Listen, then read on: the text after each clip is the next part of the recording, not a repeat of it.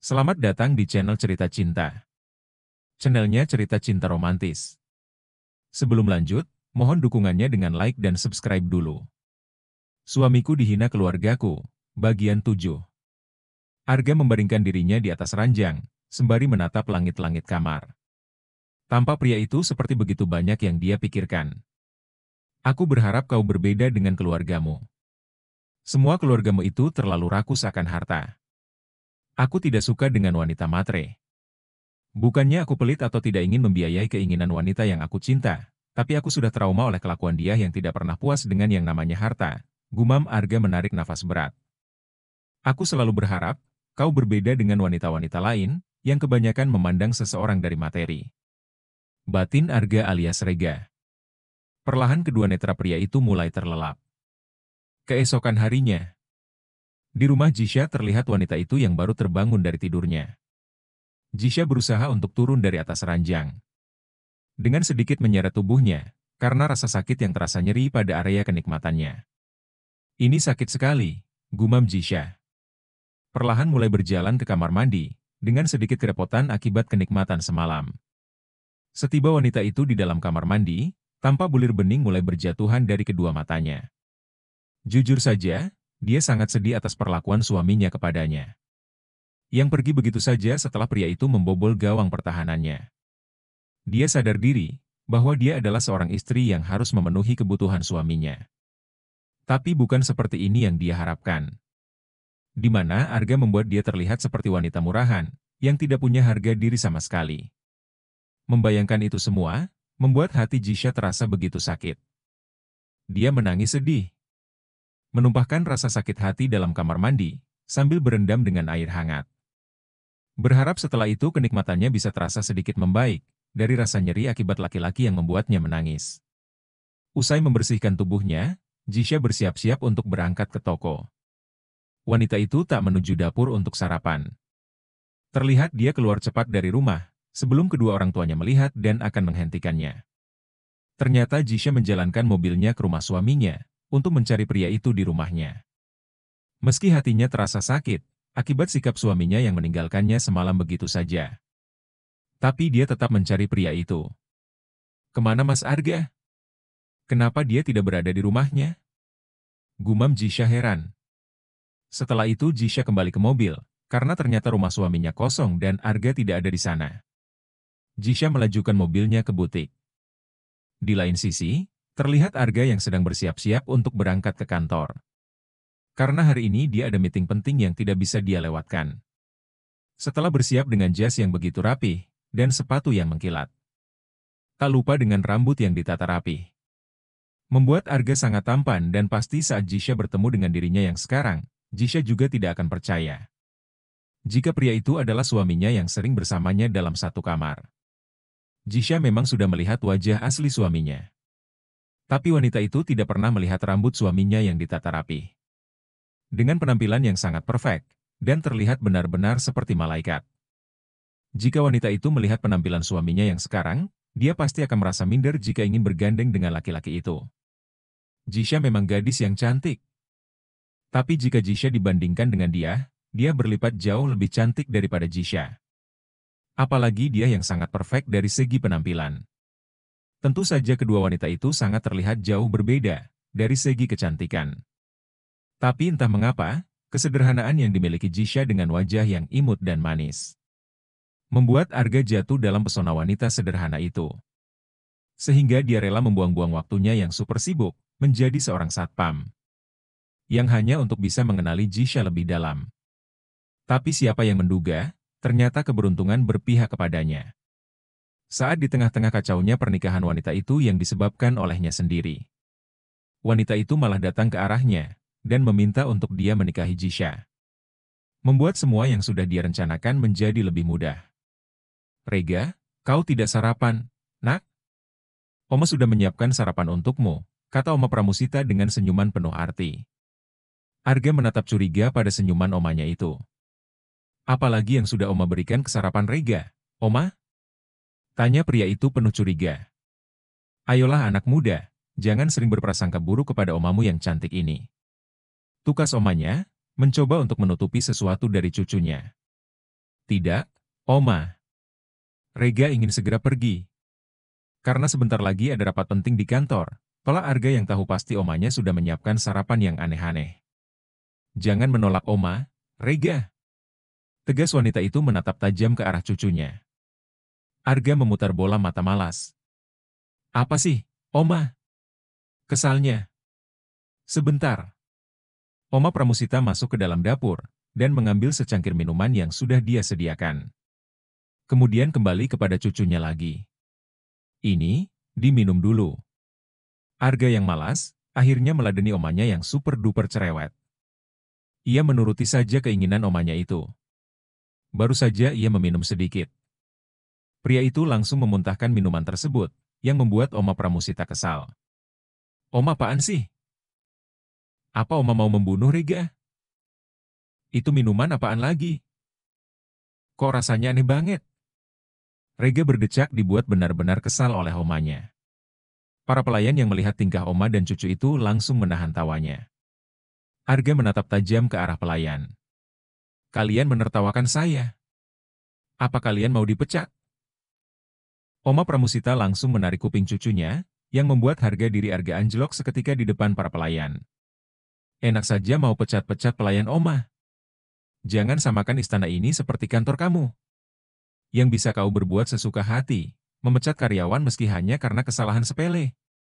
Omel Oma Pramusita yang tahu sikap buruk cucunya. Iya, Rega alias Arga terkenal dengan sikap bengisnya di kantor, dan di dunia bisnis yang suka melakukan sewenang-wenang. Bahkan, pria itu tak segan-segan memutuskan kerjasama di antara perusahaannya. Dan juga perusahaan yang bersangkutan, jika dia tidak suka dengan pemilik perusahaan tersebut. Arga juga tidak pernah peduli dengan royalti perjanjian kontrak kerjasama. Kalau dia memang sudah muak dengan orang yang bersangkutan. Makanya dalam dunia bisnis, tidak ada yang berani menyinggung Rega Arga Pramana. Karena semua orang tahu dengan sikapnya, yang suka berbuat sesuka hati. Tanpa peduli dengan kebangkrutan, oleh sebuah perusahaan atas tindakannya. Terserah Oma, Rega mau berangkat ke kantor. Pria itu ingin melangkah pergi, tapi lagi-lagi Oma Pramusita menahannya. Apalagi sih, Oma sayang? Arga benar-benar dibuat gemes oleh omanya. Habisin ini dulu. Tita Oma Pramusita. Tapi itu pahit banget, Oma, seperti racun. Ini bukan racun, cucuku. Ini obat agar kau bisa kuat di atas ranjang. Siapa tahu saja tongkat Emuletoy saat sedang berhadapan dengan gawang pemusnah. Ujar Oma Pramusita ceplas-ceplos, membuat Arga melebarkan kedua matanya. Apa? Kaget pria itu.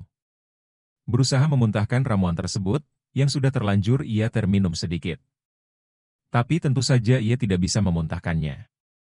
Iya, Oma Pramusita ternyata juga tahu apa yang dilakukan oleh cucunya itu.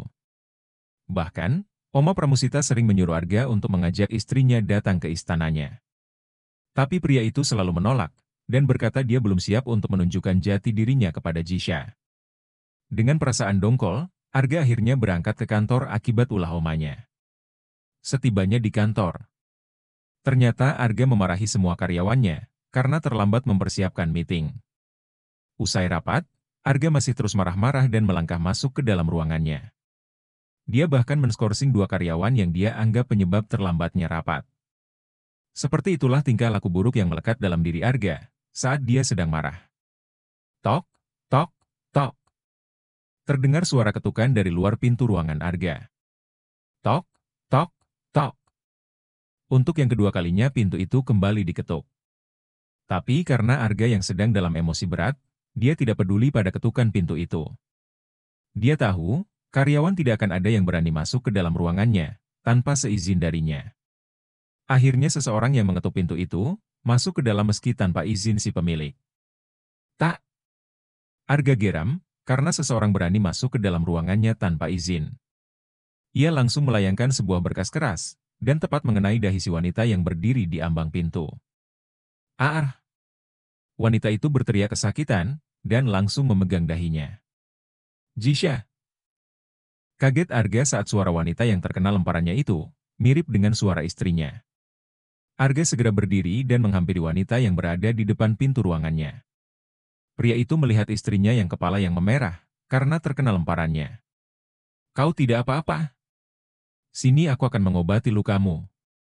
Maafkan aku benar-benar tidak sengaja melakukan itu, ucap Arga merasa bersalah kepada Jisha. Jisha tiba-tiba menarik tangannya yang dipegang oleh pria itu. Maaf, saya cuma mau mengantar ini. Anda juga tidak usah khawatir, saya bisa mengobati luka saya sendiri. Ujar Jisha memperlihatkan pada pria itu jas miliknya. Yang sudah dia bersihkan, akibat terkena coklat miliknya waktu itu. Jisha mengetahui kantor pria itu, karena alamat yang berada di dalam jas milik Arga. Ternyata kedatangan Jisha ke kantor Mega GP, hanya karena ingin mengantar jas milik pria itu. Dan Jisha juga belum melihat wajah pria di depannya itu, karena seperti biasa. Arga sering memakai masker penutup wajah, saat berada di tempat kerja. Aku akan tetap mengobatimu, hanya sebentar. Jika kau tidak mau, jangan pernah berharap kau bisa keluar dari ruangan ini. Ujar Arga tetap memaksa Jisha. Maaf, tapi Anda tidak bisa berbuat sewenang-wenang, Tuan. Pertama saya ini istri orang, dan yang kedua, saya bisa melaporkan Anda atas tindak pemaksaan, karena sudah memaksa saya.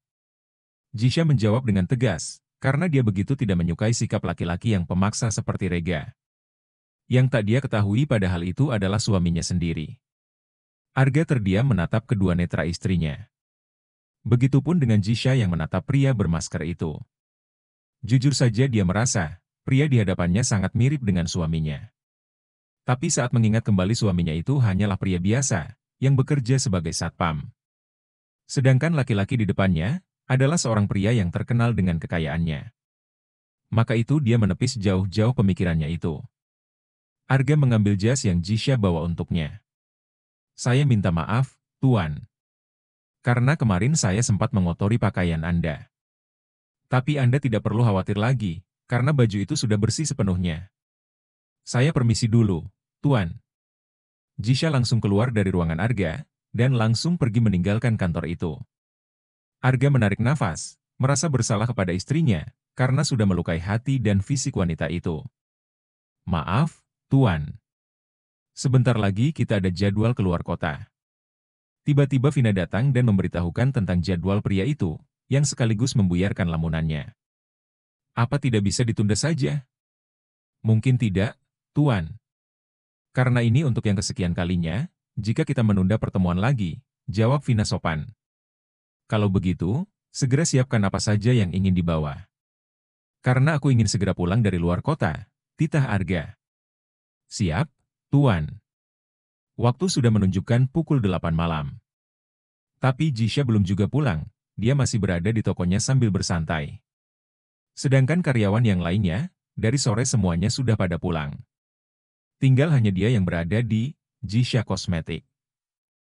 Sebenarnya Jisha sedang lagi malas untuk pulang lebih awal, karena malas ingin berhadapan dengan keluarga dan juga suaminya, yang semalam pergi tanpa pamit.